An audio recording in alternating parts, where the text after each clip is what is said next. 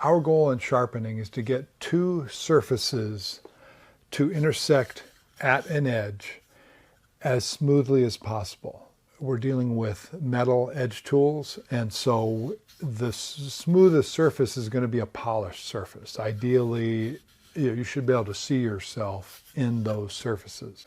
In order to do that, we're going to, of course, go through different grits, work up to at least 8,000 grit, and that will typically give you a nice polish. We also want to do that fairly quickly. So once we've got the primary or the largest surface flat and polished, the next step is to do the bevel. The less material we need to remove there, the more quickly this is going to happen. So what we'll do is we're going to remove most of this material with a grinder. Now, we do that for two reasons. One, we just need to remove the material quickly. If this, say, had a big chip in it or it was very dull, I don't want to take this to my stone.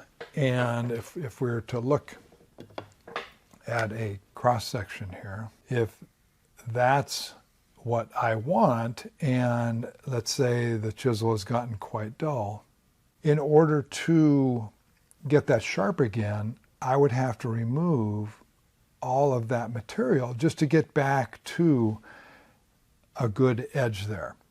And that's going to take a lot of time, particularly if you're working on stones manually.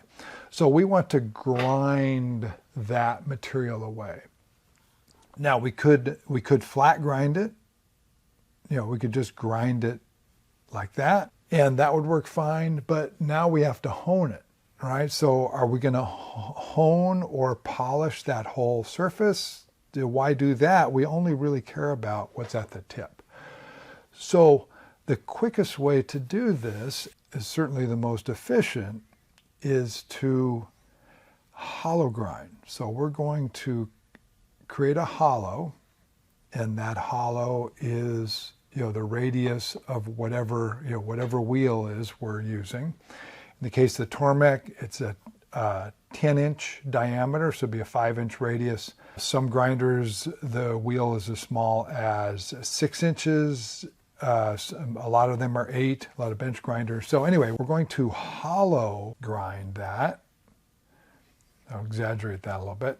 So now when we go to hone, we're only removing material there and there. And the other nice thing about that is it's much easier to determine where we're at if we're just hitting on 2 points as opposed to a whole surface.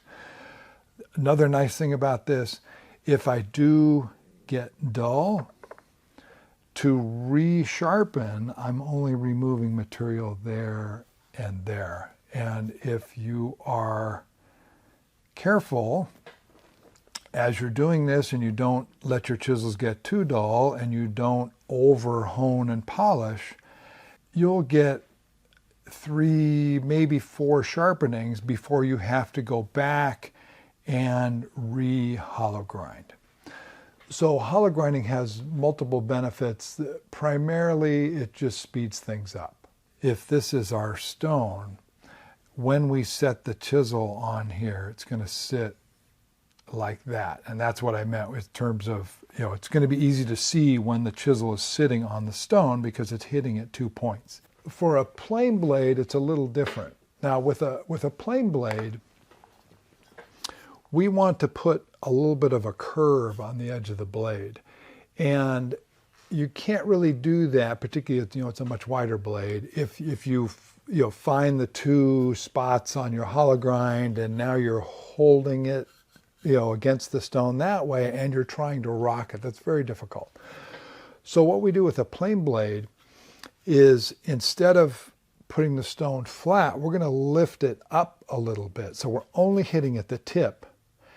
And then we'll support the blade with a honing guide it's got a narrow wheel on it. And so it's supported at basically a single point here on the flat here.